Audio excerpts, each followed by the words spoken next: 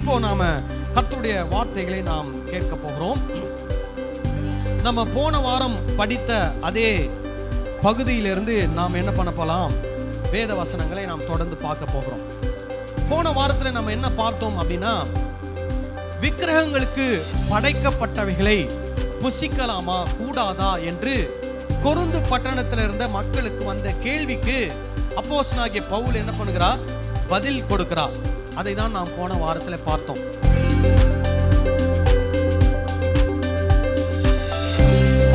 போன வாரத்தில் உங்களுக்கு நம்ம என்ன வாசிச்சோம் அப்படின்னா, 1 கொரிந்தியர் 11வது அதிகாரம் 1ஆம் வசனத்தை வாசித்தோம். நான் கிறிஸ்துவை பின்பற்றுகிறது போல நீங்கள் என்னை பின்பற்றுகிறவர்களாய் இருங்கள் என்று அப்போஸ்தலனாகிய பவுல் சொல்கிறார். சோ இப்போ இந்த வசனத்தின்படி நம்ம அப்போஸ்தலனாகிய பவுலை பின்பற்ற வேண்டுமா, இயேசுவை பின்பற்ற வேண்டுமா? இயேசுவை பின்பற்ற வேண்டும். சோ அவர் என்ன சொல்ல வரார்னா, பவுலாகிய நான் இயேசுவை எப்படி பின்பற்றி கொண்டு வருகிறேனோ அதுபோல நீங்கள் என்னை பார்த்து யாரை பின்பற்றுங்கள், இயேசுவை பின்பற்றுங்கள் என்று சொல்லுகிறார். ஹல்லேலூயா. ஸோ அந்த வசனத்தினுடைய அர்த்தம் என்ன அப்படின்றத வந்து நம்ம என்ன பண்ணோம், பார்ப்பதற்கு முயற்சி பண்ணோம். ஸோ இந்த வசனத்தினுடைய கான்டெக்ஸ்ட் என்ன அப்படின்னா, விக்கிரகங்களுக்கு படைக்கப்பட்டதை சாப்பிடலாமா என்ற ஒரு கேள்வி அந்த திருச்சபையில் இருந்த மக்களுக்கு வந்தது. அப்போ அந்த கேள்வியில் என்ன, விக்கிரகத்துக்கு படைத்ததை நாம் சாப்பிட்டால் பாவம் செய்து விடுகிறோமா அல்லது விக்கிரக ஆராதனை செய்து விடுகிறோமா அப்படின்ற கேள்வி வருகிறது.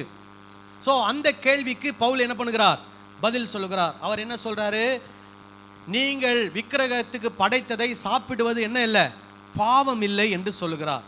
ஸோ போன வாரம் வராதவங்களுக்கு இது இப்போ கேட்கும் போது உங்களுக்கு ஷாக்கிங்காக இருக்கும். ஏன்னா பவுல் என்ன சொல்றார் அப்படின்றத மறுபடியும் உங்களுக்கு சொல்றேன். விக்கிரகத்துக்கு படைத்தது என்றால் இப்போ நாம நினைக்கிறது போல இல்லை. இப்போ நாம் நினைக்கிறோம் தெரியுமா, சில விஷயங்கள் நமக்கு அந்நியர்கள் நமக்கு சில உணவு பதார்த்தங்களை கொடுக்கிறார்கள், பண்டிகை நாட்களிலே சில உணவுகளை கொடுக்கிறார்கள். அதை நாம் பெற்றுக்கொள்ளும் போது நாம் என்ன நினைக்கிறோம், இது விக்கிரகத்துக்கு படைக்கப்பட்டது என்று நாம் நினைக்கிறோம். அதை குறித்து பவுல் என்ன பண்ணவில்லை, சொல்லவில்லை. பவுல் என்ன சொல்றார்னா, அந்த 1ஆம் நூற்றாண்டிலே கொரிந்து பட்டணத்தில் இருந்த கோவில்களிலே என்ன பண்ணப்படுகிறது, பலிகள் செலுத்தப்படுகிறது. பலி செலுத்தப்படுகிற மிருகங்கள் அந்த கோயிலில் இருக்கக்கூடிய பூசாரிகளால் என்ன பண்ணப்படுகிறதில்லை, உண்ணப்படுகிறதில்லை, சாப்பிடப்படுகிறதில்லை. அதற்கு பதிலாக அந்த கோயிலில் பலி செலுத்தப்படுகிற மிருகங்கள் மார்க்கெட்டில் உள்ள கடைகளுக்கு கொண்டு போய் அங்கே வைக்கப்படுகிறது. அந்த பட்டணத்தில் இருக்கக்கூடிய ஜனங்கள் மார்க்கெட்டுக்கு போய் அந்த பலி செலுத்தப்பட்ட அந்த மிருகத்தை மார்க்கெட்லேருந்து என்ன பண்ணுறாங்க, வாங்கி கொண்டு வந்து வீட்டிலே சமைத்து என்ன பண்ணுகிறார்கள், சாப்பிடுகிறார்கள். அப்படி சாப்பிடுகிறவர்களை திருச்சபையில் இருக்கக்கூடிய ஜனங்கள் என்ன சொல்லுகிறார்கள், இவர்கள் என்ன பண்ணுகிறார்கள், விக்கிரகத்துக்கு படைத்ததை சாப்பிடுகிறார்கள். நல்லா புரிஞ்சுக்கணும், கோயில பலி செலுத்தப்பட்ட மிருகம் எங்க போகுது, சந்தைக்கு போகுது. சபையில் இருக்கக்கூடிய சிலர் சந்தைக்கு போய் என்ன பண்றாங்க, அதை வாங்கி கொண்டு வந்து வீட்டில் என்ன பண்ணுகிறார்கள், சமைத்து சாப்பிடுகிறார்கள். இதை இன்னும் ஒரு சில சகோதரர்கள் என்ன சொல்கிறார்கள், நீங்கள் விக்கிரகத்துக்கு படைத்ததை என்ன பண்ணுகிறீர்கள், சாப்பிடுகிறீர்கள், ஆகவே நீங்கள் விக்கிரக ஆராதனை செய்கிறீர்கள் அப்படின்னு சொல்றாங்க. அப்போ பவுல் சொல்றாரு, கடையில் விற்கப்படுகிற எதையும் நீங்கள் வாங்கி என்ன பண்ணலாம், புசிக்கலாம், சாப்பிடலாம். அது ஒன்றும் என்ன இல்லை, பாவம் அல்ல, அது என்ன ஆகிறது, சுத்தமாகிறது அப்படின்னு அவர் சொல்றார். புரியுதா உங்களுக்கு?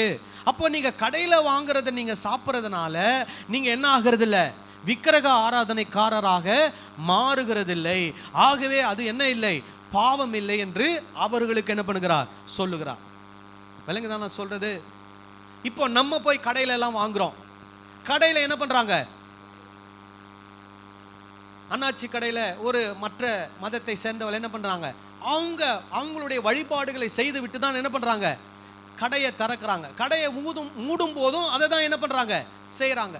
கறிக்கடைக்கு போனீங்கன்னா என்ன பண்றாங்க, ஹலால் மீட்ன்றாங்க. அது அவங்க என்ன பண்றாங்க, அவங்களுடைய இது கோட்பாடின்படி அவங்க மிருகத்தை என்ன பண்ணுகிறார்கள், அவங்க வெட்டுறாங்க. அந்த அந்த கடையில் என்ன பண்ணுறாங்க, அதை வியாபாரம் பண்ணுறாங்க. நம்ம போய் என்ன பண்ணுறோம், அதை வாங்கி கொண்டு வந்து சமைத்து நம்ம என்ன பண்ணுறோம், ஜெபம் செய்து என்ன பண்ணுகிறோம்? சாப்பிடுகிறோம். அந்த ஜெபத்தை நாம் செய்யும் போது அந்த உணவு என்ன ஆகிறது? பரிசுத்தமாகிறது. அதை உட்கொள்ளும் போது அது நம்ம என்ன பண்ணுகிறதில்லை, விக்கிரக ஆராதனைக்காரராக என்ன பண்ணுவதில்லை, மாற்றுவதில்லை. நான் சொல்றது உங்களுக்கு விளங்குதா, புரியுதா? இதுதான் 1 கொரிந்தியர்ல நடந்த காரியம். சரி, அடுத்தது 10வது அதிகாரத்தில் சொல்றாரு, இப்படி சாப்பிடுவது குற்றமில்லை என்று நீங்கள் உணர்ந்தாலும் அதுல ஒரு சிலர் என்ன பண்றாங்கன்னா கோவில்களுக்குள்ள போய் உட்கார்ந்து என்ன பண்றாங்க, சாப்பிடுறாங்க. அது என்ன எதற்கு கொண்டு போய் விடும்? விக்கிரக ஆராதனையிலே போய் என்ன பண்றாங்க, பங்கு பெறாங்க. அந்த விக்கிரக ஆராதனையில நீங்க போய் என்ன பண்ணக்கூடாது, பங்கு பெறக்கூடாது. அதனால 10ஆம் அதிகாரத்தில் சொல்றாரு, கர்த்தருடைய பாத்திரத்துக்கும் பேய்களுடைய பாத்திரத்துக்கும் என்ன இல்லை, சம்பந்தம் இல்லை. அந்த இடத்துல பாத்திரம் என்று சொல்லும்போது பரிசுத்த பந்தியை அவர் சொல்றாரு. நம்ம திருச்சபையில பரிசுத்த பந்தி ஆராதனையினுடைய ஒரு பகுதியாக அது இருக்கிறது. அதுபோல அவங்க அந்த ஆராதனை வழிபாட்டில் இருக்கும்போது அவங்க என்ன பண்ணுவாங்க, அந்த ஆராதனை வழிபாட்டில் இருந்து அங்கே சில கொடுக்கப்படுகிறதையும் என்ன பண்ணுறாங்க, வாங்கி சாப்பிட்றாங்க. அப்போ அவங்க அந்த ஆராதனையில் ஒரு உடன்பட்டு விக்கிரக ஆராதனைக்காரராக என்ன ஆயிடுறாங்க, மாறி விடுகிறார்கள். ஸோ அப்போ பவுல் சொல்றாரு, விக்கிரக ஆராதனைக்கு என்ன பண்ணுங்கள், விலகி ஓடுங்கள். அதே நேரத்தில் பவுல் இன்னொரு விஷயத்தை சொல்றார். என்ன விஷயத்தை சொல்றார் அப்படின்னா, 8ஆம் அதிகாரம் 13ஆம் வசனத்தை வாசிப்போம். ஆதலால் போஜனம் என் சகோதரனுக்கு இடரல் உண்டாக்கினால் நான் என் சகோதரனுக்கு இடரல் உண்டாகாதபடிக்கு என்றைக்கும் மாமிசம் புசியாதிருப்பேன். அப்போ அவர் சொல்றாரு, நான் மாமிசம் சாப்பிடுவது என் சகோதரனுக்கு என்ன உண்டாக்குறது, இடரல் உண்டாக்குகிறது. அதனால நான் மாமிசம் என்ன பண்ண மாட்டேன், சாப்பிட மாட்டேன் அப்படின்னு சொல்றார். ஸோ அப்போ இந்த விஷயத்தை அவர் ஏன் செய்கிறார்னா, மற்ற சகோதரன் மேல் வைத்த அன்பு, சுயநலமற்ற ஒரு வாழ்க்கை. அப்போ என்னை நான் நினைக்காமல் யாரை நினைக்கிறேன், மற்றவர்களை நினைக்கிறேன். ஆகவே என்னை போல இயேசு எப்படி மற்றவர்களை நினைத்து இந்த உலகத்தில் வாழ்ந்தாரோ அதுபோல நான் வாழ்கிறேன். அதுபோல நீங்களும் என்னை பின்பற்றி இயேசுவை என்ன பண்ணுங்கள், பின்பற்றி மற்றவர்களை நினைத்து என்ன பண்ணுங்கள், வாழுங்கள் என்று சொல்லுகிறார். சரிங்களா? அப்புறம் பாருங்க, இன்னொரு இடத்துல சொல்றாரு, 9ஆம் அதிகாரம் 22வது வசனம், பலவீனரை ஆதாயப்படுத்திக் கொள்ளும்படிக்கு பலவீனருக்கு பலவீனனை போலானேன். எப்படியாகிலும் சிலரை ரட்சிக்கும்படிக்கு நான் எல்லாருக்கும் என்ன ஆனேன், எல்லாம் ஆனேன். பலவீனனுக்கு என்ன ஆயிட்டேன், பலவீனான் ஆயிட்டேன் அப்படின்னு சொல்றார். ஏன் இதை சொல்றார் அப்படின்னா, இந்த சபையிலே சில பலவீனமான சகோதரர்கள் இருந்தார்கள். பலவீனமான சகோதரர்கள் அப்படின்னா அவங்க விசுவாசத்தில் அவங்களுக்கு என்ன இருக்குது, பலவீனம் இருக்கிறது. அதை என்னன்றதை உங்களுக்கு நான் சொல்றேன். ஆதி திருச்சபையில சபை என்று வரும்போது அங்கே யூத கிறிஸ்தவர்கள் இருந்தார்கள், யூதர் அல்லாத கிறிஸ்தவர்கள் இருந்தார்கள். யார் யார் இருந்தா, யூத கிறிஸ்தவர்கள், யூதர் அல்லாத கிறிஸ்தவர்கள். சரி, இப்போ யூத கிறிஸ்தவர்கள் என்றைக்குமே அவர்கள் விக்கிரக ஆராதனையை என்ன பண்ணதில்லை, ஆமோதித்ததில்லை. விக்கிரக ஆராதனைக்கு அவங்க என்ன பண்றதா இருந்தாங்க, எதிர்த்து தான் இருந்தாங்க. ஏன்னா 10 கட்டளையில் ஆண்டவர் என்ன சொல்லியிருக்கிறாரு, நீ விக்கிரகத்தை என்ன பண்ணக்கூடாது, உண்டு பண்ணக்கூடாது.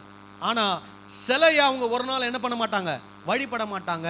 ஆனால் நிறைய சடங்காச்சாரங்களை என்ன பண்ணுவாங்க, அவங்க செய்வாங்க. ஸோ அவங்களுக்கு விக்கிரக ஆராதனை என்ன பண்ணக்கூடாது, செய்யக்கூடாது.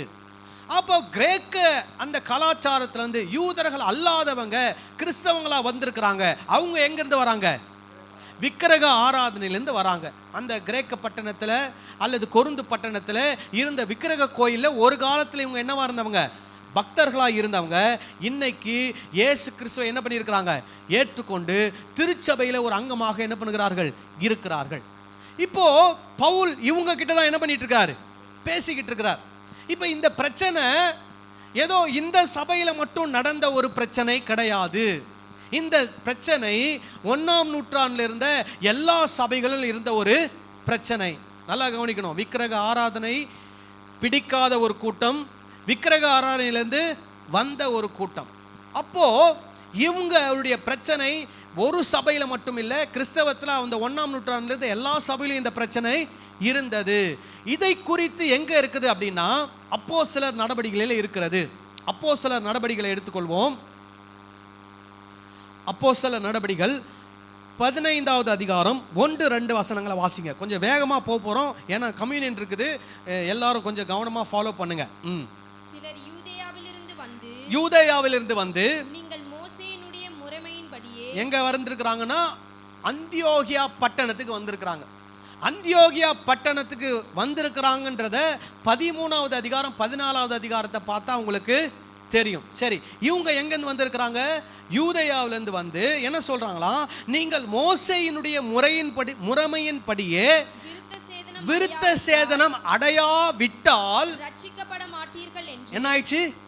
ரட்சிக்கப்பட மாட்டீர்கள் என்று சகோதரருக்கு போதனம் பண்ணினார்கள். சோ என்ன சொல்றாங்க?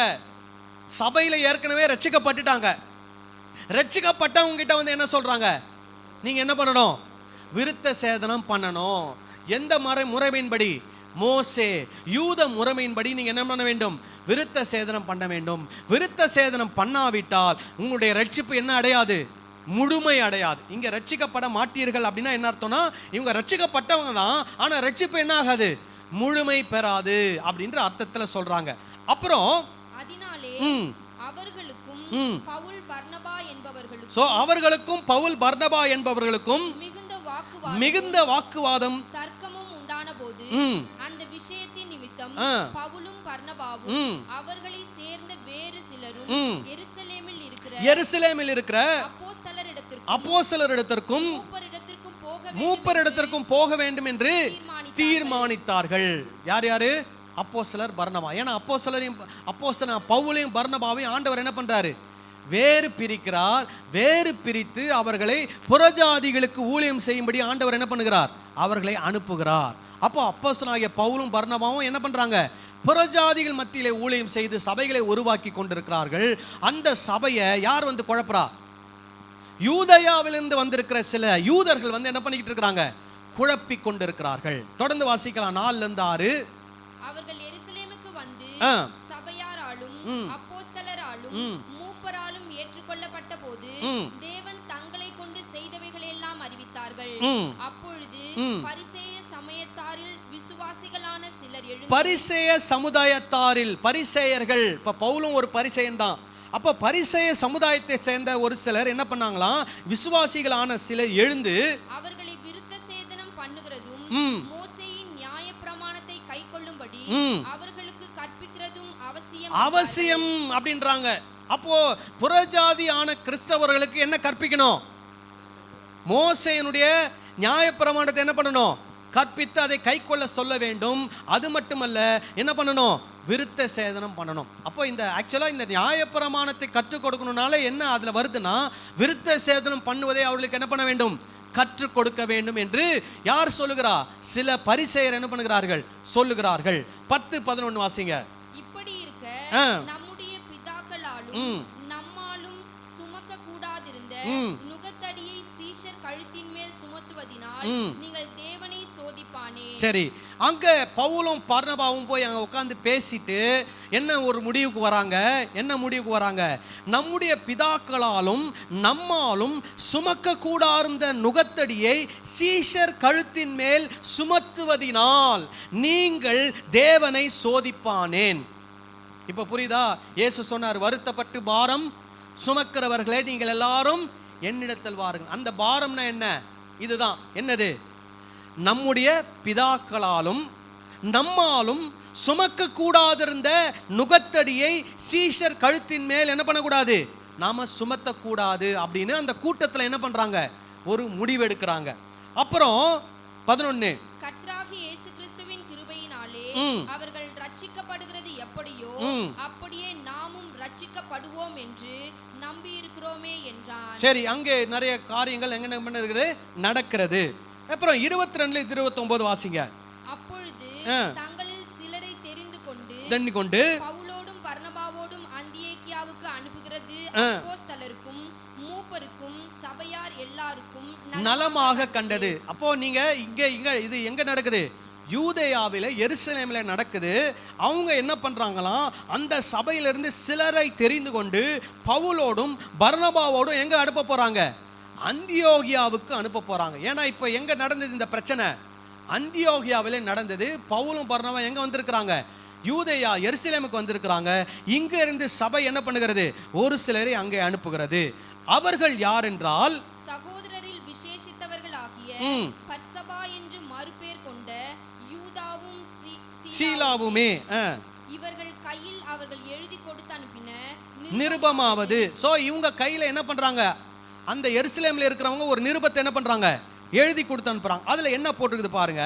அப்போஸ்தலரும் மூப்பரும் சகோதரருமாகிய நாங்கள் அந்தியோகியாவிலும் சீரியாவிலும் சிலிசியாவிலும் இருக்கும் புறஜாதியாராகிய சகோதரர். சோ யாருக்கு இது போகிறது? புறஜாதியாகிய சகோதரர். சகோதரர்னா புறஜாதியாகிய கிறிஸ்தவர்களுக்கு இந்த லெட்டர் என்ன பண்ணுகிறது? எருசலேம்ல இருந்து யூதர்களாகிய கிறிஸ்தவரிடத்துல இருந்து என்ன பண்ணுகிறது? போகிறது. அவங்க என்ன சொல்றாங்க? வாழ்த்துதல் சொல்லி எழுதிய நிருபம் என்னவென்றால், எங்களால் கட்டளை பெறாத சிலர் எங்களிடத்திலிருந்து புறப்பட்டு நீங்கள் விருத்த சேதனம் அடைய வேண்டும் என்றும் நியாயப்பிரமாணத்தை கைக்கொள்ள வேண்டும் என்றும் சொல்லி உங்களை கலக்கி உங்கள் ஆத்துமாக்களை புரட்டினார்கள் என்று நாங்கள் கேள்விப்பட்டபடினாலே. சோ இவங்க யாரையும் அங்க என்ன பண்ணல? அனுப்பல. இவங்களால அனுப்பப்பட்டவங்க யாரு? பர்னபாவும் பவுலும். அப்ப பர்னபா பவுலை தவிர இவங்களால் அனுப்பப்படாத வேற சில யூத மார்க்கத்தை சேர்ந்த கிறிஸ்தவர்கள் என்ன பண்ணுகிறார்கள்? போய் அங்க இருக்கக்கூடிய மற்ற கிறிஸ்தவர்களை, புறஜாதியாகிய கிறிஸ்தவர்களை என்ன பண்ணிக்கிட்டு இருக்கிறாங்க? குழப்பி கொண்டிருக்கிறார்கள். என்ன குழப்பி கொண்டிருக்கிறார்கள்? நீங்கள் நியாயப்பிரமாணத்தை கை கொள்ள வேண்டும், நீங்கள் விருத்த சேதனம் என்ன பண்ண வேண்டும் என்று குழப்புகிறார்கள். அப்போ இந்த சபையிலிருந்து அப்புறம் என்ன சொல்றாங்க? நம்முடைய கர்த்தராகிய இயேசு கிறிஸ்துவின் நாமத்திற்காக தங்கள் பிராணனையும் ஒப்பு கொடுத்த துணிந்தவர்களுக்கும் எங்களுக்கு பிரியமானவர்களுமாய் இருக்கிற பர்னபா பவுல் என்பவர்களோடு கூட எங்களால் தெரிந்து கொள்ளப்பட்ட சில மனுஷரை உங்களிடத்திற்கு அனுப்புகிறது ஒருமனப்பட்டு கூடி எங்களுக்கு நலமாக கண்டது. அந்தபடியே யூதாவையும் சீலாவையும் அனுப்பி இருக்கிறோம். அவர்களும் இவைகளை வாய்மொழியாக உங்களுக்கு அறிவிப்பார்கள். பாருங்க, விக்கிரகங்களுக்கு படைத்தவைகளுக்கும் இரத்தத்திற்கும் நெருங்குண்டு செத்ததற்கும் வேசித்தனத்திற்கும் நீங்கள் விலகி இருக்க வேண்டும் என்பதே. அப்போ யூத கிறிஸ்தவர்கள், யூதேயாவில் இருந்த கிறிஸ்தவ அப்போஸ்தலர்கள், தலைவர்கள், திருச்சபை தலைவர்கள் ஒரு தீர்மானத்தை எடுக்கிறாங்க. என்ன தீர்மானம்? யூதர் அல்லாத கிறிஸ்தவர்கள் எதை கடைபிடித்தால் போதும்? எதை கடைபிடித்தால் போதும்? விக்கிரகங்களுக்கு படைத்தவைகள். இப்போ இந்த இடத்துல விக்கிரகங்களுக்கு படைத்தவைகள் என்று சொல்லும் போது எதை சொல்றாங்கன்னா, விக்கிரக கோயிலுக்குள்ள போய் என்ன பண்ணக்கூடாது? அங்க இருக்கிறத சாப்பிடக்கூடாதுன்னு தான் சொல்றாங்க. இப்போ விக்கிரகங்களுக்கு படைத்தது எங்க இருக்குது? இப்போ கடையில் இருக்கிறது. கடையில் இருக்கிறத வாங்கி சாப்பிட்றத இவங்க என்ன நினைச்சுக்கிறாங்க? ஏன்னா யூதேயாவில் இருந்த தலைவர்கள் என்ன முடிவெடுத்திருக்கிறாங்க? விக்கிரகத்து படைத்த என்ன பண்ணக்கூடாது? சாப்பிடக்கூடாது முடிவெடுத்திருக்கிறாங்க. அப்படின்னு சொல்லி கொருந்து பட்டணத்தில் இருக்கக்கூடிய யூதர்கள், கொருந்து பட்டணத்தில் இருக்கக்கூடிய கிரேக்க கிறிஸ்தவர்களை என்ன பண்ணுகிறார்கள்? குற்றம் சுமத்துகிறார்கள். என்ன குற்றம் சுமத்துகிறார்கள்? நீங்க எல்லாம் என்ன பண்றீங்க? அங்க அப்போஸ்தலர்கள் சொல்லி இருக்கிறாங்க, விக்கிரகத்துக்கு படைத்த என்ன பண்ணக்கூடாது? சாப்பிடக்கூடாது, விலகி இருக்கணும்னு சொல்லி இருக்கிறாங்க. நீங்க என்ன பண்றீங்க? கடையில போய் என்ன பண்றீங்க? விக்கிரகத்துக்கு படைத்ததை என்ன பண்றீங்க? வாங்கிட்டு வந்து புசிக்கிறீங்க. இது தவறு என்று சொல்கிறார்கள். இப்ப புரியுதா குழப்பம் எங்க வருதுன்னு? புரிஞ்சா இல்லையா? ஒரு ஆமீன் சொல்லுங்களேன். நீங்களா உட்காந்து பார்க்கறத பார்த்தா நான் வந்து உங்களை ரொம்ப குழப்பி புரிஞ்சுச்சா இப்போ?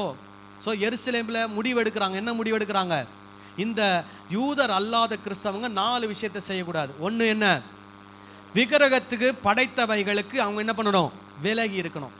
ரத்தத்துக்கு என்ன பண்ணணும்? விலகி இருக்கணும். ஏன்னா கிரேக்கர்கள் என்ன பண்ணுவாங்களாம்? ரத்தம் சாப்பிடுவாங்க. இப்போ நம்ம ஊரில் கூட அந்த வழக்கம் இருக்குது. என்ன பொரியல்? ரத்த பொரியல். முனியாண்டி விலாசுக்கு போனால் என்ன கிடைக்கும்? ரத்த பொரியல். அது சிலர் நல்லா என்ன பண்ணுவாங்க? விரும்பி சாப்பிடுவாங்க. ஸோ இவங்க என்ன சொல்றாங்க? யூதர்கள் ரத்தத்துக்கு என்ன பண்ணுங்க? விலகி இருங்க. அப்புறம் நெருங்குண்டு செத்தது. 4வது என்ன பண்ணக்கூடாது? வேசித்தனம். இந்த வேசித்தனம் என்று சொல்லும்போது இது என்ன வேசித்தனம்னா விக்கிரக ஆராதனையோடு சம்பந்தப்பட்ட ஒரு வேசித்தனம். ஏன்னா அந்த காலத்தில் அந்த விக்கிரக ஆராதனை வழிபடும் போது வேசித்தனமும் வழிபாட்டு முறையாக இருந்தது. ஸோ அதனால என்ன சொல்றாங்க, நீங்க அந்த விக்கிரக ஆராதனையிலே செய்யப்படுகிற வேசித்தனத்தில் நீங்கள் உங்களை என்ன பண்ணக்கூடாது, உடன்படுத்தி கொள்ளக்கூடாது. அதற்கு நீங்க என்னவா இருங்க, விலகி இருங்கன்னு சொல்றாங்க. ஸோ இந்த 4 விஷயம். ஆனால் இந்த 4 விஷயத்தை கொரிந்து பட்டணத்தில் இருந்த யூதர்கள் எப்படி எடுத்துட்டாங்க, அதை யூதர்கள் தலைவர்கள் சொல்லியிருக்கிறாங்க. இதை யார் பின்பற்றுகிறா, கொரிந்து பட்டணத்தில் இருக்கக்கூடிய கிரேக்க கிறிஸ்தவர்கள் இதை என்ன பண்ணுகிறார்கள், செய்கிறார்கள். விக்கிரகத்துக்கு படைத்ததை கடையிலிருந்து வாங்கி கொண்டு வந்து சமைத்து என்ன பண்ணுகிறார்கள், சாப்பிடுகிறார்கள். அதனால இவங்க என்ன செய்கிறாங்க, விக்கிரக ஆராதனை செய்கிறாங்கன்னு ஒரு குற்றம் வைக்கிறாங்க. புரியுதா நான் சொல்றது? இப்போ பவுல் என்ன சொல்ல வராரு அப்படின்னா, என் சகோதரனுக்கு அது இடரல் உண்டாக்கினால், இப்ப இதுக்கு யாருக்கு இடரல் உண்டாக்குது, கிரேக்க கிறிஸ்தவர்களுக்கு இடரல் உண்டாக்குதா, யூத கிறிஸ்தவர்களுக்கு இடரல் உண்டாக்குதா?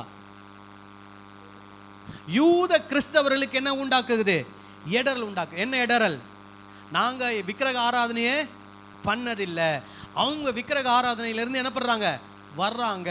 அதனால கடையில் விற்கிறதெல்லாம் ஈஸியாக வாங்கி என்ன பண்ணிடுறாங்க, சாப்பிட்டுறாங்க. அது இவங்களுக்கு என்ன உண்டாக்குது, இடரல் உண்டாக்குது. ஸோ இந்த யூத கிறிஸ்தவர்களில் யாராவது ரொம்ப பலவீனமாக இருந்தாங்கன்னா அவங்களும் என்ன பண்ண ஆரம்பிப்பாங்க, கடையில் போய் அதை என்ன பண்ணுவாங்க, வாங்கி சாப்பிடுவாங்க. கொஞ்சம் சாப்பிட்டவங்க எங்கே போவாங்க, கோயிலுக்குள்ளே போவாங்க. அப்புறம் எதுக்கு போய் மாறிடுவாங்க, விக்கிரக ஆராதனைக்கே என்ன பண்ணிடுவாங்க, மாறிடுவாங்கன்ற ஒரு சூழ்நிலை அந்த யூதர்கள் மத்தியில் என்ன பண்ணுகிறது, காணப்படுகிறது. அதனால பவுல் சொல்றாரு, இது என் சகோதரனுக்கு இடரல் உண்டாக்கினால் என்ன என்ன பண்ண மாட்டேன், மாமிசமே என்ன பண்ண மாட்டேன், சாப்பிட மாட்டேன் அப்படின்னு சொல்றார். புரியுதுங்களா நான் சொல்றது உங்களுக்கு? தொடர்ந்து நம்ம வாசிப்போம். இது என்ன அப்படின்னா, உணவு சாப்பிடுவதில் இருக்கக்கூடிய ஒரு வித்தியாசம். என்ன வித்தியாசம், கிரேக்கர்கள் சாப்பாட்டு வகை, யூதர்களுடைய சாப்பாட்டு முறைமை. ஏன்னா ஆதி திருச்சபையில் இதுவும் ஒரு பிரச்சனையாக என்ன பண்ணப்பட்டது, காணப்பட்டது. ஏன்னா உணவு பழக்க வழக்கம், உணவு பழக்க வழக்கம். இப்ப பாருங்க, பவுல் இன்னொரு இடத்துல சொல்றார், இயேசு சொல்லிட்டார், என்ன, வாய்க்குள்ள போறது நம்மளை என்ன பண்ணாது, தீட்டுப்படுத்தாது. நம்ம உள்ளத்துல இருந்து வெளியே வர்றது தான் நம்மளை என்ன பண்ணோம், தீட்டுப்படுத்தும் இயேசு சொல்லிட்டார். இப்ப பவுல் இதே விஷயத்தை பற்றி ரோமர்களுக்கு எழுதும் போது என்ன சொல்றார் பார்ப்போம். ரோமர் 14வது அதிகாரம் 1-4 வரைக்கும் வாசிங்க. விசுவாசத்தில் பலவீனம் உள்ளவனை பாருங்க, விசுவாசத்தில் பலவீனம் உள்ளவனை சேர்த்துக் கொள்ளுங்கள்.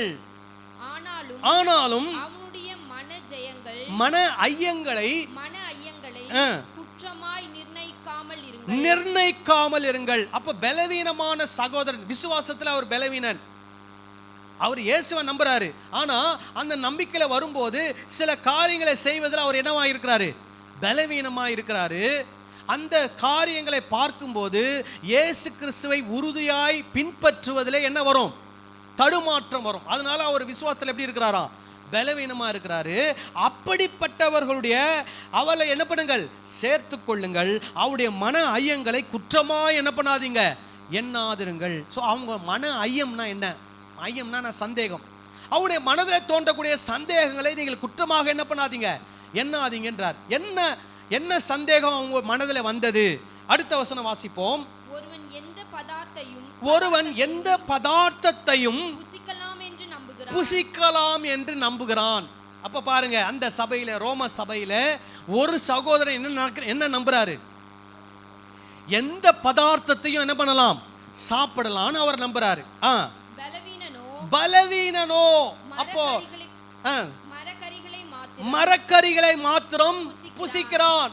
அப்போ அவர் எதை தான் சாப்பிடுறாரு, ஒன்லி வெஜிடேரியன். இன்னொருத்தர் சிலர் என்னவா இருக்கிறாங்க, நான் வெஜிடேரியனா இருக்கிறாங்க. அவங்க நான்வெஜ்ஜில் எந்த வகை வேணா என்ன பண்றாங்க, சாப்பிட்றாங்க. ஒருத்தர் என்னதான் சாப்பிட்றாரு, வெஜிடேரியன் மட்டும்தான் சாப்பிட்றாரு. சரி, இதுதான் எங்க இருந்தது, ரோம சாம்ராஜ்யத்தில், ரோம பட்டணத்தில் இருந்த சபையில் இருந்தது. அப்போ பவுல் என்ன சொல்றாரு, புசிக்கிறவன் புசியாதிருக்கிறவனை அற்பமா எண்ணாதிருப்பானாக. அப்படின்னா எப்படி, நான்வெஜ் சாப்பிட்றவங்க வெஜிடேரியன் சாப்பிட்றவங்கள பார்த்து என்ன நினைக்கக்கூடாது, என்ன நினைக்கக்கூடாது? அற்பமாய் நினைக்கக்கூடாது. அதே மாதிரி வெஜிடேரியன் சாப்பிட்றவங்க நான் வெஜிடேரியன் சாப்பிட்றவங்கள பார்த்து என்ன நினைக்கக்கூடாது? அற்பமான பாரு என்னென்னலாம் சாப்பிடுது பாரு, ஐயோ வெஜிடேரியன் சாப்பிட்றவங்க அப்படி சொல்லுவாங்க. அவர் கால் எலும்பை எப்படி கடிக்குது பாரு, எனக்கெல்லாம் அதெல்லாம் அப்படி நம்ம என்ன பண்ணக்கூடாது? நினைக்கக்கூடாது. சாப்பாடு என்பது அவங்களுடைய விருப்பம். புரியுதுங்களா நான் சொல்றது? அந்த சாப்பாடு என்ன ஆகுறதுல ஒருத்தரை பாவியா என்ன பண்றதுல மாத்துறதுல. ஆனா எது பாவியா மாத்துதுன்னா பெருந்தீனி என்ன பண்ணுகிறது? ஒருவனை பாவியாக மாத்துகிறது. பெருந்தீனா என்ன? எப்போ பார்த்தாலும் ஏதாவது வாயில போட்டு என்ன பண்ணிட்டே இருக்குது? அரைக்க வேண்டியது. அந்த மிஷின் ஹெவி டியூட்டி மிஷின். அதனால அரைக்க என்ன பண்ணோம்? ஜீரணமாக்கி அதை வெளியே தள்ளிட்டே இருக்கும். சில டியூட்டி வந்து லைட் டியூட்டி, அது அரைக்காது அவ்வளோ போட்டு. சிலர் நல்லா கடுமையாக வேலை செய்வாங்க, அவங்க நல்லா சாப்பிடுவாங்க, அதனால தப்பே கிடையாது. ஆனால் பெருந்தீனி அப்படின்னு சொல்லும்போது எப்போ பார்த்தாலும் ஏதாவது வாயில போட்டு என்ன பண்ணிட்டே இருக்கிறது? சாப்பிட்டுட்டே இருக்குது. அது வந்து பாவம். ஏன் பாவம்னா அது உங்கள் சரீரத்துக்கு என்ன கொண்டு வரும்? கேடு கொண்டு வரும். ஏன்னா இந்த சரீரம் தேவனுடைய ஆலயம். இந்த ஆலயத்தை நம்ம என்ன பண்ணணும்? ஆரோக்கியமாக பாதுகாத்துக்கணும். அதனால இந்த சரீரத்துக்கு ஒத்துக்காததை நம்ம என்ன பண்ணக்கூடாது? சாப்பிடக்கூடாது. சரி, இப்போ பவுல் என்ன சொல்றாரு? புசிக்கிறவன் புசியாது இருக்கிறவனை என்ன பண்ணக்கூடாதான்? அற்பமாய் எண்ணக்கூடாது. அப்புறம் புசியாது இருக்கிறவன் புசிக்கிறவனை குற்றவாளியாக தீர்க்காதிருப்பானாக. புரிஞ்சா? இப்ப நான் சொல்றது வெஜிடேரியன் சாப்பிட்றவங்க நான்வெஜ் சாப்பிட்றவங்கள பார்த்து என்ன பண்ணக்கூடாது? அற்பமா நினைக்கக்கூடாது, குற்றவாளியாகவும் என்ன பண்ணக்கூடாது? நினைக்கக்கூடாது. நான்வெஜ் சாப்பிட்றவங்க வெஜிடேரியன் சாப்பிட்றவங்கள பார்த்து அற்பமாகவும் நினைக்கக்கூடாது, குற்றவாளியாகவும் என்ன பண்ணக்கூடாது? நினைக்கக்கூடாது. அப்புறம் தேவன் அவனை ஏற்றுக்கொண்டாரே, எல்லாரையும் தேவன் என்ன பண்ணியிருக்கிறாரு? ஏற்றுக்கொண்டிருக்கிறார். அப்புறம் மற்றொருவருடைய வேலைக்காரனை குற்றவாளியாக தீர்க்கிறதற்கு நீ யார்? இதை வந்து சர்ச்சு பாஸ்டரை பத்தி பவுல் பேசல, ஒரு சபை ஊழியரை பற்றி பேசவில்லை, ஒரு இவாஞ்சலிஸ்டை பற்றி பேசவில்லை, ஒரு தீர்க்கதரிசியை பற்றி பவுல் இங்க என்ன பண்ணவில்லை? பேசவில்லை. இவர் யாரை பத்தி பேசிட்டு இருக்காரு? திருச்சபையில் இருக்கக்கூடிய விசுவாசிகளை, சகோதரரை குறித்து பேசிக் கொண்டிருக்கிறார். இந்த திருச்சபையில் இருக்கக்கூடிய ஒவ்வொரு சகோதர சகோதரிகளும் யாருக்கு வேலைக்காரராக இருக்கிறார்கள்? இயேசுவுக்கு வேலைக்காரராக இருக்கிறார்கள். நீ அவங்கள குற்றவாளியா தீக்காத. ஏன்னா இயேசுவுக்கு அவங்க என்ன பண்ணிட்டு இருக்கிறாங்க? வேலைக்காரராக இருக்கிறார்கள். நீ அவரை குற்றவாளியா என்ன பண்ண முடியாது? தீர்க்க முடியாது. அப்படி தீர்ப்பதற்கு நீ யார் என்று கேட்கிறார். சரி, அப்புறம் அவன் நின்றாலும் விழுந்தாலும் அவனுடைய எஜமானுக்கே அவன் என்னமாயிருக்கிறான்? உத்தரவாதி. அவன் நிலைநிறுத்தப்படுவான். தேவன் அவனை நிலைநிறுத்த வல்லவராயிருக்கிறாரே. சோப்போ இன்னைக்கு கிறிஸ்தவத்தில் என்ன நடக்குதுன்னா, வெஜிடேரியனா ரட்சிக்கப்பட்டு வர்றவங்களை நம்ம என்னவா மாத்திடுறோம்? நான் வெஜிடேரியனா மாத்திடுறோம். என்னன்னு சொல்லி, நீங்கள்லாம் கிறிஸ்தவங்களாயிட்டீங்க, அதனால உங்கள் உணவு பழக்க வழக்கத்தை நீங்கள் என்ன பண்ணிக்கணும்? மாற்றிக்கணும். என்கிட்ட அது மாதிரி சொன்ன நிறைய பேர் இருக்கிறாங்க. நான் வந்து வெஜிடேரியனாக தான் இருந்தேன், கிறிஸ்தவத்துக்குள்ளே வந்த உடனே என்னவா மாற்றிட்டாங்க? நான் வெஜிடேரியனாக மாற்றிட்டாங்க. இப்போது வெஜிடேரியனை நான் வெஜிடேரியனாக மாற்றுவதற்காக இயேசு இந்த உலகத்துக்கு என்ன பண்ணவில்லை? வரவில்லை. வெஜிடேரியனை நான் வெஜிடேரியனை மாற்றுறதுக்கு இயேசு ரத்தம் சிந்தவில்லை. அந்தந்த அவங்களுடைய உணவு பழக்கம், அவங்களுடைய உணவு பழக்கம். அதனால நல்லா பாருங்க, பவுல் ஏன் இதை சொல்றார் அப்படின்னா, அதனால மாமிசம் புசிக்காத ஒரு சகோதரன் என்னை பார்க்கும்போது அவனுக்காக நான் என்ன பண்ண மாட்டேன்? மாமிசம் புசிக்க மாட்டேன். இப்போ இவர் பேசுறது கொருந்து பட்டணத்தில் இவர் தனக்கு நெருக்கமான சகோதரர்களை குறித்து என்ன பண்ணிட்டு இருக்கிறாரு? பேசி கொண்டிருக்கிறார். அந்த திருச்சபையிலே ஒன்றாய் இருக்கக்கூடிய சகோதர சகோதரிகள் குறித்து அவர் என்ன பண்ணி கொண்டிருக்கிறார்? பேசி கொண்டிருக்கிறார். அதை ரோமாபுரியில் இருக்கிறவங்களுக்கு என்ன பண்றாரு? அறிவுரையாக சொல்லுகிறார். கொருந்து பட்டணத்தில் இருக்கிறவங்க என்ன சொல்றாரு? அறிவுரையாக சொல்லுகிறார். சரி, இப்போ அதை நம்ம எப்படி எடுத்துக்கிறது? அதாவது இதுல நல்லா கவனமா நம்ம செயல்படணும். ஏன்னா இப்போ ஒருத்தர் வெஜிடேரியன் சாப்பிடுவாரு, அவருக்காக நாம் என்னவா மாறலாம்? வெஜிடேரியனா மாறலாம். எப்போ? எல்லா நேரத்துலையும் இல்லை. இப்போ எனக்கு ஒரு வெஜிடேரியன் நண்பர் இருக்கிறார், அவர் என் வீட்டுக்கு வரார், அவரை நான் விருந்துக்கு கூப்பிட்றேன். விருந்துக்கு அவரை கூப்பிட்டுட்டு எனக்கு நான்வெஜ் பிடிக்குன்றதுக்காக நான் என்ன பண்ணக்கூடாது? ஒரே ஒரு தயிர் சாதத்தை மட்டும் செஞ்சு வச்சுட்டு மீதி எல்லாம் என்னது, நடக்கிறது, பறக்கிறது, நீந்துறதெல்லாம் என்ன பண்ணக்கூடாது, செஞ்சு வைக்கக்கூடாது. அப்போ அவருக்கு அது என்ன ஆகாது, பிடிக்காது. அப்போ நான் அன்பின் நிமித்தம், எனக்கு அறிவு இருக்குது. என்ன அறிவு இருக்குது, இதை எந்த மாம்சத்தையும் நான் என்ன பண்ணலாம், சாப்பிடலாம், அதனால பாவம் இல்லை. ஆனால் அறிவு இருந்தாலும் எனக்கு வீட்டுக்கு வரக்கூடிய சகோதரன், நண்பன், அவர் ஒரு கிறிஸ்தவர் அல்லாதவரை பற்றியும் நம்ம எடுத்துக்கலாம். கிறிஸ்தவரை குறித்து நான் முக்கியமாக சொல்கிறேன். அவர் ஒரு கிறிஸ்தவர் என்னுடைய வீட்டுக்கு வருகிறார். அப்போ நான் என்ன நினைக்கணும், அவர் ஒரு வெஜிடேரியன், அதனால இன்னைக்கு நான் என்ன தான் செய்ய போகிறேன், வெஜிடேரியன் செய்ய போகிறேன். நானும் அவரோடு கூட உட்காந்து என்ன சாப்பிட போகிறேன், வெஜிடேரியன் சாப்பிட போகிறேன். அதே மாதிரி அவரை நான் கூட்டிட்டு ஒரு ஹோட்டலுக்கு போகிறேன். நேரம் எங்கே போகக்கூடாது, முனியாண்டி விலாஸ் அல்லது புகாரி மட்டன் பிரியாணி, சிக்கன் பிரியாணி, அங்கே போய் அவருக்கு என்ன பண்ணிக்கலாம், vegetarian noodles, vegetarian noodles, fried rice order பண்ணி கொடுத்துக்கலாம். அப்படி இல்லை, அவர் வெஜிடேரியன் சாப்பிட்றவர். நான் என்ன பண்ணணும், ஹை கிளாஸ் வெஜிடேரியனுக்கு அவர் கூட போய் நானும் என்ன சாப்பிட்ணும், வெஜிடேரியன் சாப்பிடணும். எதுக்காக, அந்த நேரத்தில் அந்த நாளில் நான் அவர் மேலே வச்சிருக்கிற அன்புக்காக என்னை அவருக்காக நான் என்ன பண்ணிக்கிறேன், மாற்றிக்கிறேன். இந்த மாதிரி விஷயங்கள்ல நீங்க மற்றவங்களுக்கு என்ன பண்ணிக்கலாம், உங்களை நீங்க மாற்றிக்கலாம்.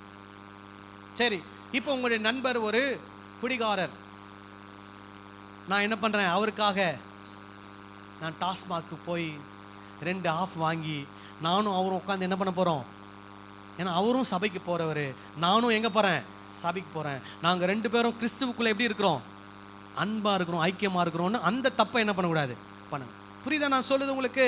ஸோ வேத வசனத்துக்கு எதிரான காரியங்களுக்காக நீங்கள் இன்னொருத்தருக்காக உங்களை நீங்கள் என்ன பண்ண வேணாம், மாற்றிக்கொள்ள வேணாம். ஆனால் சாதாரண விஷயங்கள், அன்றைக்கு அந்த நேரத்துக்கு அதை நீங்கள் மாற்றிக்கலாம் அப்படின்னு எதெல்லாம் இருக்குதோ அதை நீங்கள் என்ன பண்ணிக்கலாம், உங்களுடைய சகோதரனுக்காக, சகோதரிக்காக, கிறிஸ்துவுக்குள் இருக்கக்கூடிய இன்னொரு நபருக்கு நீங்கள் இடரல் ஏற்படுத்தக்கூடாது என்பதற்காக உங்களை நீங்கள் என்ன பண்ணிக்கொள்ளலாம், மாற்றிக்கொள்ளலாம். ஆனால் எதை மாற்றிக்க முடியாது, வேத கட்டளைகள், வேத வசனங்களில் இயேசு கொடுத்திருக்கிற கட்டளைகளை நீங்கள் என்ன பண்ணக்கூடாது, மாற்றிக்கொள்ளக்கூடாது. நான் சொல்றது விளங்குதா, புரியுதா?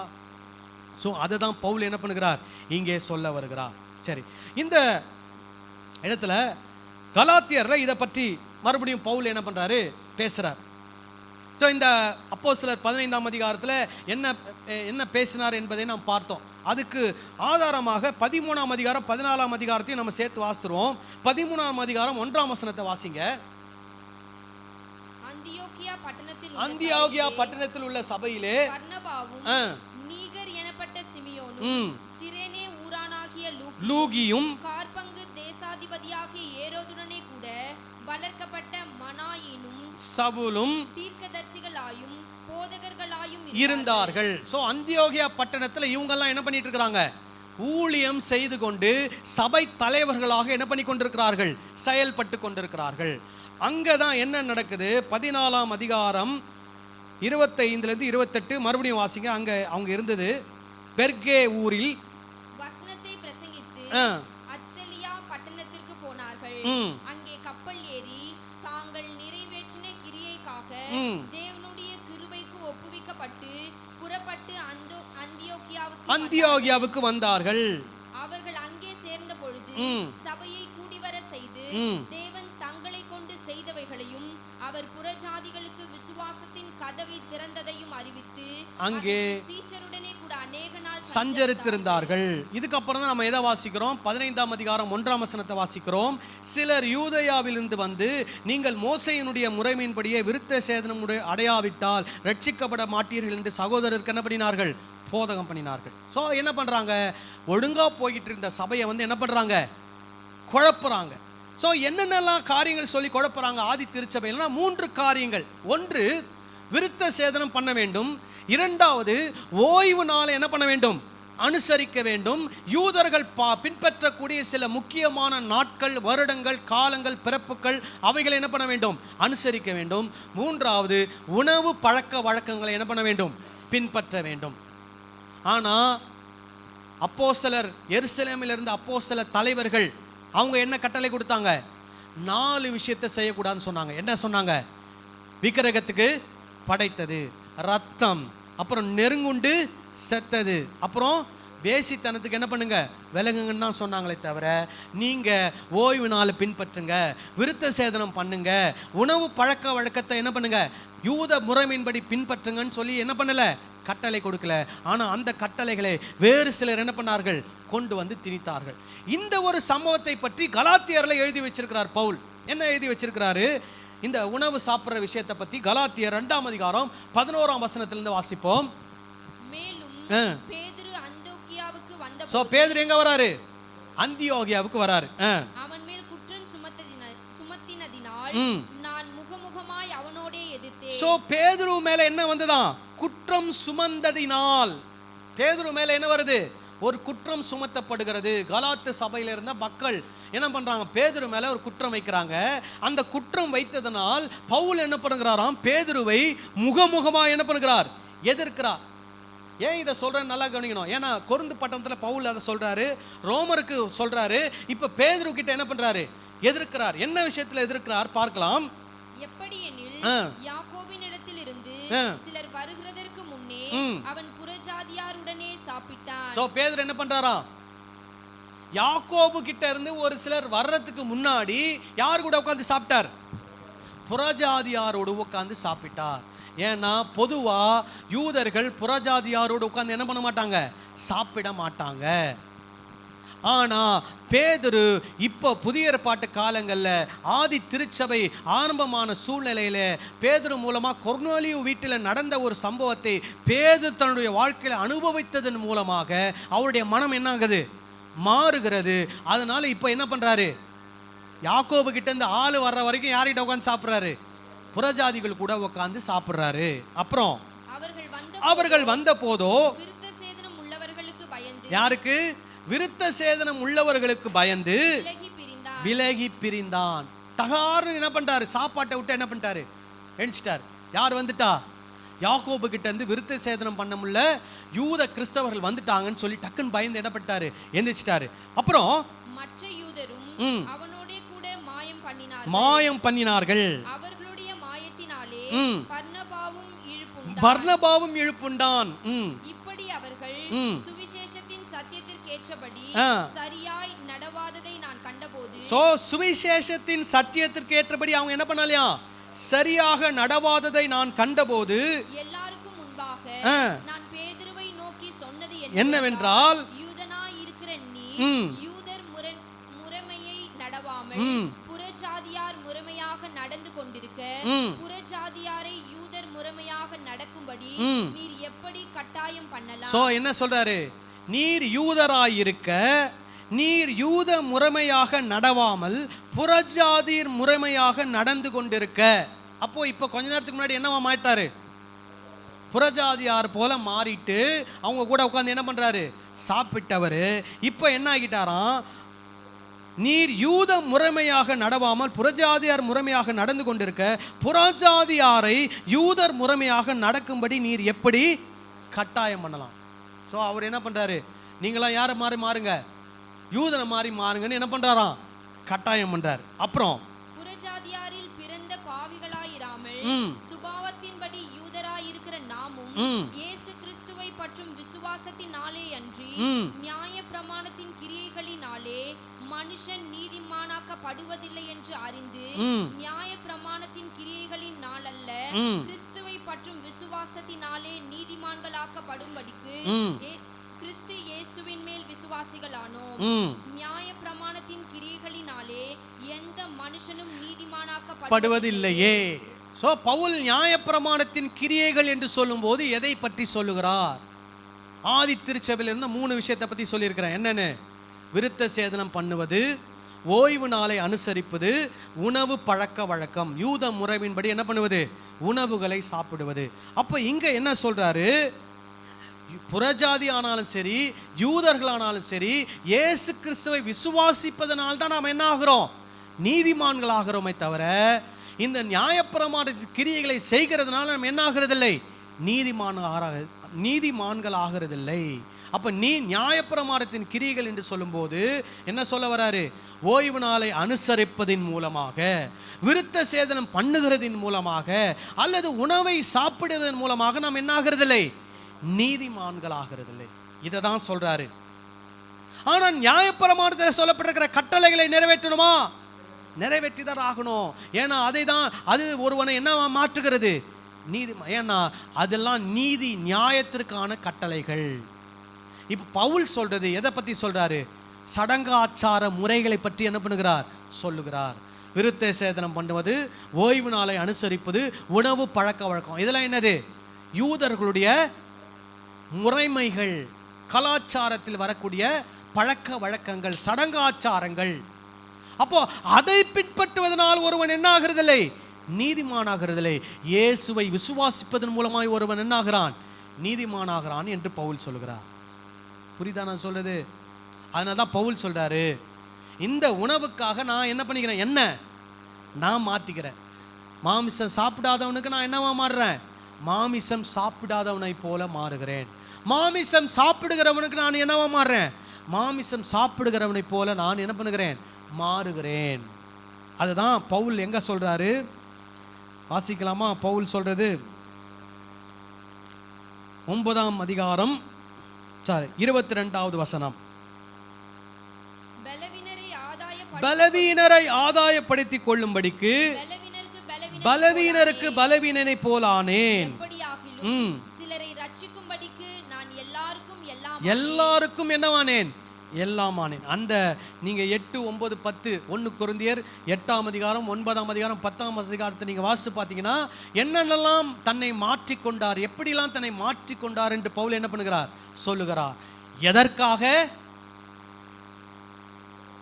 அவங்கள கிறிஸ்துவுக்குள்ள என்ன பண்ணணும்? ஆதாயப்படுத்தணும். அதற்காக. ஆனா பவுல் ரொம்ப ஜாக்கிரதையா என்ன பண்ணாரு? இருந்தார். என்ன சொன்னாரு? பிரசங்கிக்கிற நான் தானே ஆகாதவனை போகாதபடிக்கு என் சரீரத்தை என்ன பண்ணுகிறேன்? ஒடுக்கி கீழ்ப்படுத்துகிறேன். நான் கேர்ஃபுல்லாக தான்ப்பா இருக்கிறேன். நான் என்னை மற்றவங்களுக்கு போல நான் என்னை மாற்றிக்கிட்டாலும் கரெக்டான விஷயத்தில் தான் நான் என்ன பண்ணுறேன்? மாற்றுறேன். ஆண்டவருடைய கட்டளைக்கு எதிரான விஷயத்தில் நான் என்ன பண்ணதில்லை? மாற்றிக்கொள்வதில்லை. இப்போ சிலர் இருப்பாங்க, சிலர் சில விஷயத்தை தப்பாவே தான் நினைப்பாங்க. அதுக்காக நம்ம அவங்கள போல என்ன பண்ண வேண்டியதில்லை? மாற்றிக்க வேண்டிய அவசியம் இல்லை.